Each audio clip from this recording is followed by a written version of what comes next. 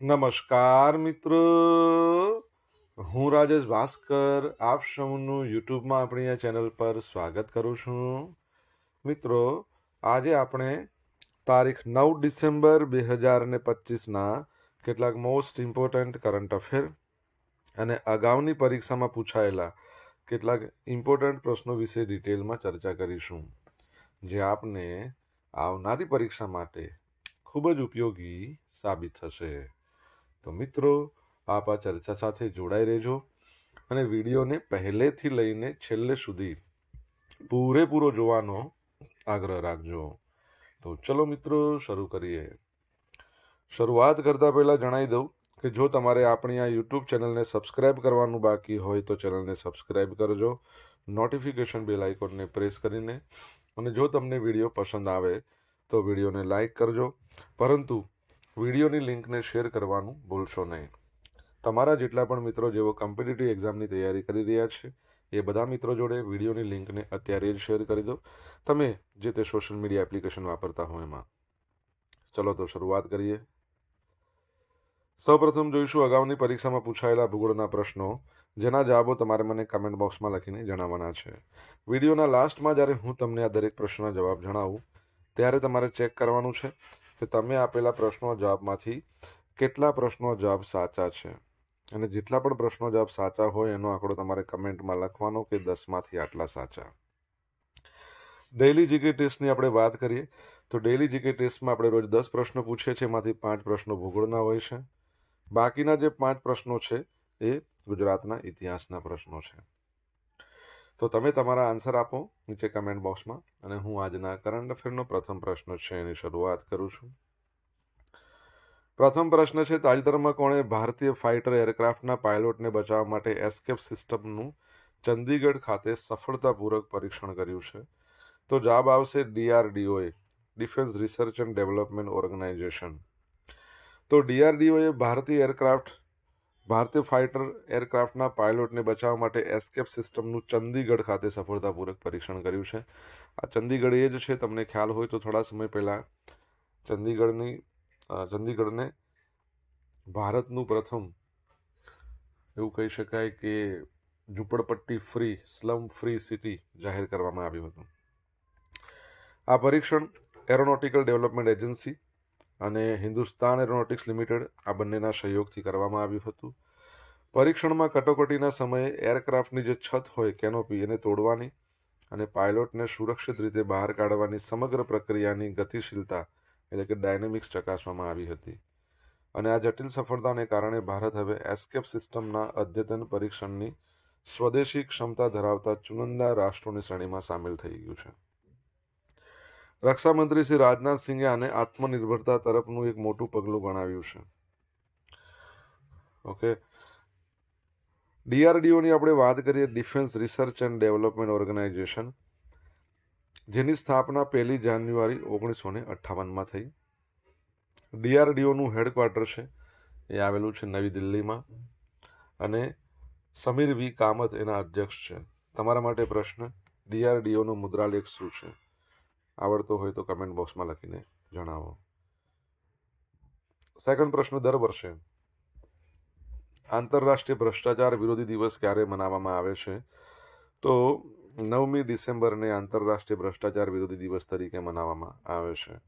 ભ્રષ્ટાચાર અને તેની સામે લડવા અને અટકાવવામાં સંગઠનની ભૂમિકા વિશે જાગૃતિ લાવવા માટે 9 ડિસેમ્બરને આંતરરાષ્ટ્રીય ભ્રષ્ટાચાર વિરોધી દિવસ તરીકે નિર્ધારિત કરવામાં આવ્યો છે. 31મી ઓક્ટોબર 2003, તમે આમ જોવા જશો ને તો ભારતની અંદર 31 ઓક્ટોબરને આપણે મનાવીએ છીએ રાષ્ટ્રીય એકતા દિવસ. સરદાર પટેલનો જન્મદિવસ છે. તો 31 ઓક્ટોબર 2003ના રોજ સંયુક્ત રાષ્ટ્રે ભ્રષ્ટાચાર વિરોધી સમજૂતી પસાર કર્યો, અને ત્યારથી આ દિવસની ઉજવણી કરવામાં આવે છે. ભ્રષ્ટાચારને અટકાવવાથી ટકાઉ વિકાસ લક્ષ્યો તરફ પ્રગતિ થાય છે, આપણી પૃથ્વીને સુરક્ષિત કરવામાં મદદ મળે છે, નોકરીઓનું સર્જન થાય છે, લિંગ સમાનતા પ્રાપ્ત થાય છે, આરોગ્ય સંભાળ, શિક્ષણ, આવી બધી જે આવશ્યક સેવાઓ છે એમાં એનો વ્યાપક એક્સેસ સુરક્ષિત થાય છે. ભારતમાં આતંકવાદ વિરોધી દિવસ આપણે ક્યારે મનાવીએ છીએ? તમને ખ્યાલ હોય તો કમેન્ટ બોક્સમાં લખીને જણાવો. આસિમ મુનીર બન્યા પાકિસ્તાનના ચીફ ઓફ ડિફેન્સ ફોર્સિસ. તો પાકિસ્તાનના રાષ્ટ્રપતિ છે આસિફ અલી ઝરદારી. એમણે પાકિસ્તાનના આર્મીના જે ચીફ છે જનરલ અસીમ મુનીરને નવા રચાયેલા પદ CDF એના માટે મંજૂરી આપી દીધી છે. અને આ નિર્ણય સાથે પાકિસ્તાનની સત્તા પર સૈન્યનું વર્ચસ્વ વધુ મજબૂત થયું છે. આસિમ મુનીર છે ને બેવડી જવાબદારી સંભાળશે. CDF બન્યા અને ચીફ ઓફ આર્મી સ્ટાફ તરીકે પણ ચાલુ રહેશે. સત્તા અને કાર્યકાળ તેમને 5 વર્ષ માટે ત્રણેય સેનાઓ આર્મી, નેવી અને એરફોર્સ પર કમાન્ડ કરવાની સત્તા આપવામાં આવી છે. રાજકીય મહત્વની વાત કરીએ તો 27મા નંબરનો બંધારણ સુધારો પાકિસ્તાનમાં, એ સુધારા અનુસાર જે CDF છે એનું પદ નવું બનાવવામાં આવ્યું છે. અહેવાલ મુજબ વડાપ્રધાન શાહબાઝ શરીફની અનિચ્છા હોવા છતાં પણ આ નિર્ણય લેવાયો છે. તમને ખ્યાલ હોય આપણા ભારતની અંદર પણ એક આવું પદ છે, ચીફ ઓફ ડિફેન્સ સ્ટાફ. પ્રથમ એના જે ચીફ હતા, બરાબર છે, એમનો જન્મદિવસ ગઈકાલે હતો, જનરલ બિપિન રાવત. બરાબર. હાલમાં સેકન્ડ નંબરના કોણ છે તમારે જણાવવાનું છે કમેન્ટ બોક્સમાં લખીને. મિત્રો, વિડીયો પસંદ આવ્યો હોય, ભણવાની મજા આવી હોય તો વિડીયોને લાઇક કરો, તમારા મિત્રો જોડે વિડીયોની લિંકને શેર કરો. આપણી બંને યુટ્યુબ ચેનલ રાજેશ ભાસ્કર 2ને સબસ્ક્રાઇબ કરો, નોટિફિકેશન બેલ આઇકોનને પ્રેસ કરીને. જો તમારે ડેલી કરંટ અફેરની PDF જોઈતી હોય તો આપણી ટેલિગ્રામ ચેનલને જોઈન કરો. તમને અહીંયા ડેલી કરંટ અફેરની PDF મળશે અને પોલ્સ પણ રમવા મળશે. તાજેતરમાં સમાચારમાં રહેલ એસ્ટ્રોસેટ શું છે? તો ભારતનું પ્રથમ multi wavelength space telescope, Indian institute of astrophysics. જો એની વાત કરીએ ને તો 1971માં આની સ્થાપના થઈ, 1971. ઇન્ડિયન ઇન્સ્ટિટ્યૂટ ઓફ એસ્ટ્રોફિઝિક્સ 1971, બરાબર છે. અને અન્નપૂર્તિ સુબ્રમણ્યમ એના શું છે? ડિરેક્ટર છે. આપણું જે સાયન્સ અને ટેકનોલોજી વાળું મંત્રાલય છે ને, department of science and technology, doctor Jitendra Kumar એના મંત્રી કહી શકાય, બરાબર છે. મંત્રી, ઓકે, સચિવ, રાજ્ય કક્ષાનો સ્વતંત્ર હવાલો ધરાવતા મંત્રી છે. તો એ મંત્રાલય અંતર્ગત આવે છે. તો ઇન્ડિયન ઇન્સ્ટિટ્યૂટ ઓફ એસ્ટ્રોફિઝિક્સ છે. તમારે જણાવવાનું એનું હેડક્વાર્ટર ક્યાં છે. એણે એસ્ટ્રોસેટ મિશનના મુખ્ય સાધન, જેનું નામ છે અલ્ટ્રા વાયોલેટ ઇમેજિંગ ટેલિસ્કોપ. તો આજે ટેલિસ્કોપ છે એની સફળતાપૂર્વક કામગીરીના 10 વર્ષ પૂર્ણ થયાની ઉજવણી કરી છે. શું છે આ એસ્ટ્રોસેટની વાત કરીએ? ભારતનું પ્રથમ મલ્ટી વેવલેન્થ ટેલિસ્કોપ છે, સ્પેસ ટેલિસ્કોપ. 2015માં લોન્ચ કરવામાં આવ્યું હતું. અને UVIT એસ્ટ્રોસેટનું મુખ્ય સાધન છે. હબલ સ્પેસ ટેલિસ્કોપ સિવાય UVIT વિશ્વની ગણતરીની એવી સુવિધાઓમાંની એક છે જે દૂર અલ્ટ્રાવાયોલેટ અવલોકન કરી શકે છે. વૈજ્ઞાનિક યોગદાન: UVIT દ્વારા અત્યાર સુધીમાં 1451 અવકાશી પદાર્થોનું નિરીક્ષણ કરવામાં આવ્યું છે અને તેના ડેટાના આધારે 300 જેટલા સંશોધન પત્રો પ્રકાશિત થયા છે. શોધની વાત કરીએ તો વામન આકાશગંગાઓ, dwarf Galaxy, planetary નેબ્યુલાઝ, Andromeda Galaxy, એમાં નોવા જેવી મહત્વપૂર્ણ શોધો કરવામાં આવી છે.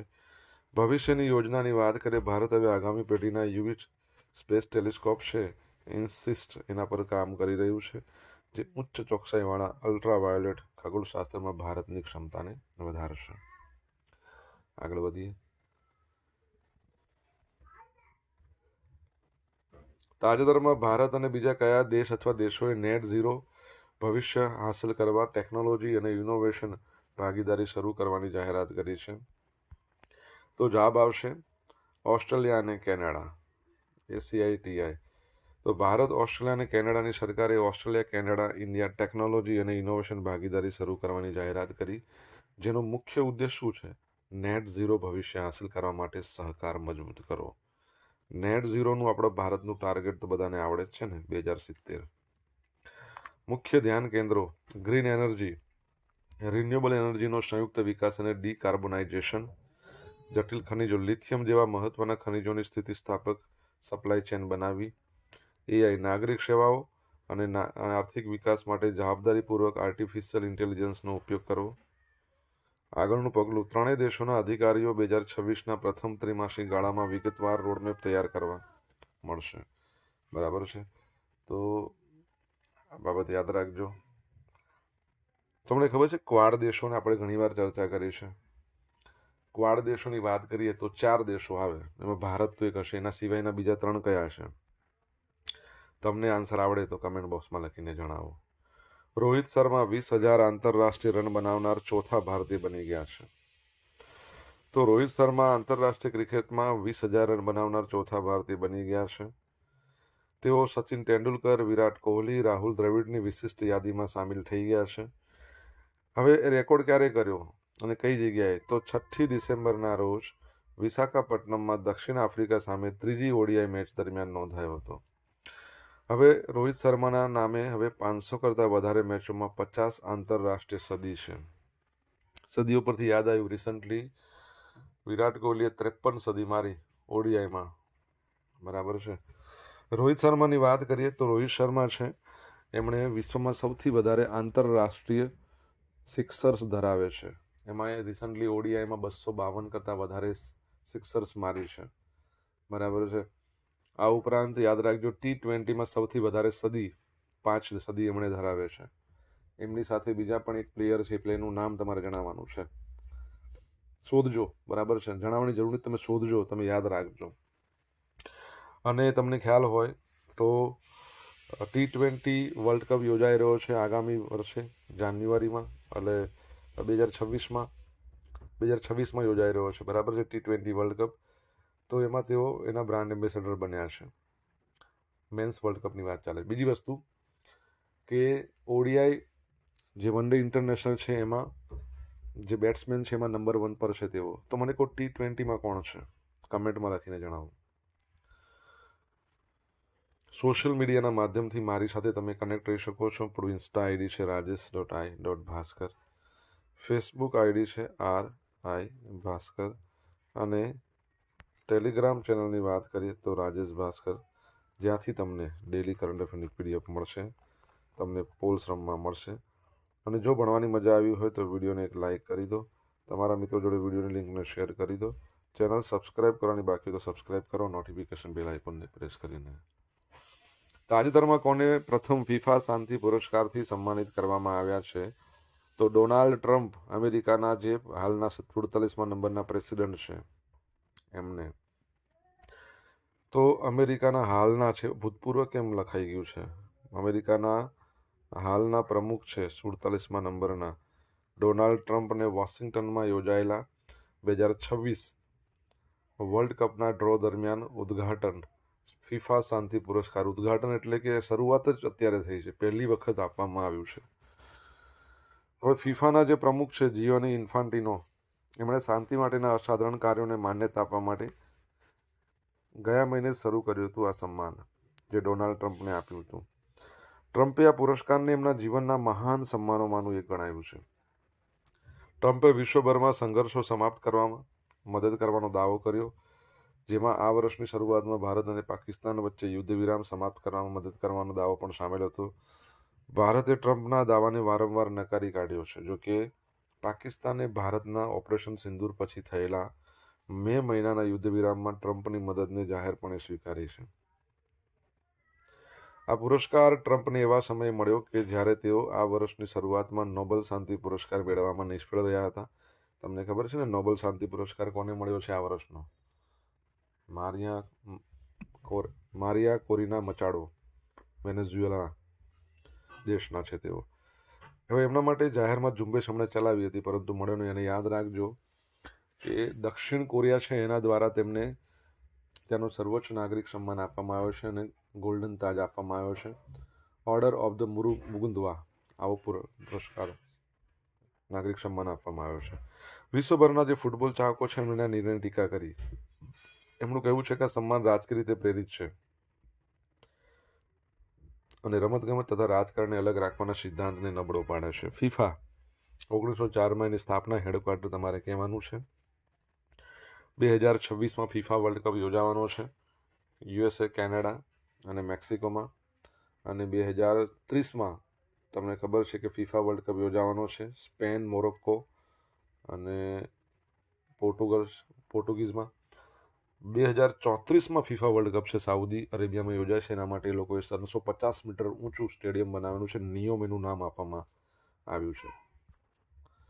ઇટાલીએ સતત ત્રીજી વખત ડેવિસ કપનું ટાઇટલ જીત્યું. સ્પેનને ફાઇનલમાં 2-0થી હરાવ્યું. આમ ટોટલ 4 ટાઇટલ જીત્યા છે અને સતત ત્રીજું એટલે હેટ્રિક મારી છે.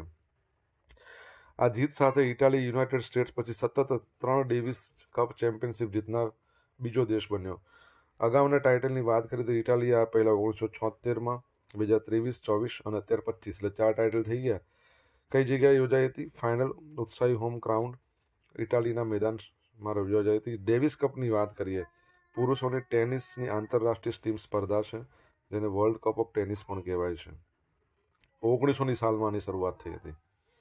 125 વર્ષ થયા. આમાં વ્યક્તિગત ખેલાડીઓ નહીં, પરંતુ જુદા જુદા દેશની ટીમો એકબીજા સાથે સ્પર્ધા કરે. નિયમ કેવો? 2 દેશો વચ્ચેની મેચને ટાઈ કહેવાય. સામાન્ય રીતે 5 મેચો હોય, 4 સિંગલ્સ અને 1 ડબલ્સ. સૌથી વધુ વિજેતા યુનાઇટેડ સ્ટેટ્સ, 32 ટાઇટલ જીત્યું છે અમેરિકા. ઓકે, યાદ રાખજો. આગળ વધે. ઇટાલીની વાત કરીએ, એના પ્રાઇમ મિનિસ્ટર છે ને, એમની આત્મકથાની પ્રસ્તાવના આપણા ભારતના પ્રાઇમ મિનિસ્ટર નરેન્દ્ર મોદી સાહેબે લખી છે. શું નામ છે એમનું કહી દો. હવે જોઈશું અગાઉની પરીક્ષામાં પૂછાયેલા ભૂગોળના પ્રશ્નો. પહેલો પ્રશ્ન, રોહલા નેશનલ પાર્ક કયા રાજ્યમાં આવેલો છે? તો હિમાચલ પ્રદેશ. ભારતની સૌથી લાંબી નદી કઈ છે? તો ગંગા. ભારતની કીધું છે હો, ખાલી એવું લખ્યું હોય ને નીચેનામાંથી સૌથી લાંબી નદી, તો પછી બ્રહ્મપુત્ર આવે. બનારસ શહેરનું જૂનું નામ? કાશી. કાશી કહો, પછી બનારસ કહો, વારાણસી કહો. મેન મેચો લેક નામની પર્વતમાળા કયા રાજ્યમાં છે? સિક્કિમ. ભારતના રાજ્યોમાંથી પસાર થતી કર્કવૃત રેખા કુલ કેટલા રાજ્યોમાંથી પસાર થાય છે? તો 8. બરાબર છે, 8 રાજ્યોમાંથી. મમ્મી પણ ગુજરાતી છે, એક લિંક એક છે એની માટે ટ્રીક. મમ્મી પણ ગુજરાતી છે. તમને ખબર હોય તો આપણી યુટ્યુબ ચેનલ છે, જેની પર તમે વિડીયો જોઈ રહ્યા છો, રાજેશ ભાસ્કર નામની આ જ યુટ્યુબ ચેનલ. ત્યાં તમને આવી શોર્ટ ટ્રિક્સ બધી આપેલી છે. આ પણ છે એમાં. બરાબર છે, જોઈ લેજો એકવાર, બહુ સરસ છે, બેનિફિટ થશે પરીક્ષામાં. અગાઉની પરીક્ષામાં પૂછાયેલા ગુજરાતના ઇતિહાસના પ્રશ્નો જોઈ લઈએ. ભારતમાં સતી પ્રથા, બાળ લગ્ન, બાળકીને દૂધ પીતી કરવાનો રિવાજ વગેરેનો ઉગ્ર વિરોધ અને નાબૂદ કરવાના અને કોણે ચલાવ્યા હતા? એટલે કોણે આ ઉગ્ર વિરોધ કર્યો હતો અને નાબૂદ કરવા માટે પ્રયત્નો કર્યા હતા એવું કહી શકાય? તો રાજા રામમોહન રાય. મૌર્ય સ્થાપત્ય કોનાથી પ્રભાવિત છે? પર્શિયાથી. કોનાથી? પર્શિયાથી. નીચેનામાંથી કયું લખાણ મૌર્ય રાજતંત્રની વિગતવાર માહિતી આપે છે? શું કહેશો? અર્થશાસ્ત્ર. દેશ ગુલામીમાંથી મુક્ત ન થાય ત્યાં સુધી કપાળ પર ચંદન ન લગાડવાની તથા કેશ કર્તન ન કરવાની પ્રતિજ્ઞા કોણે લીધી હતી?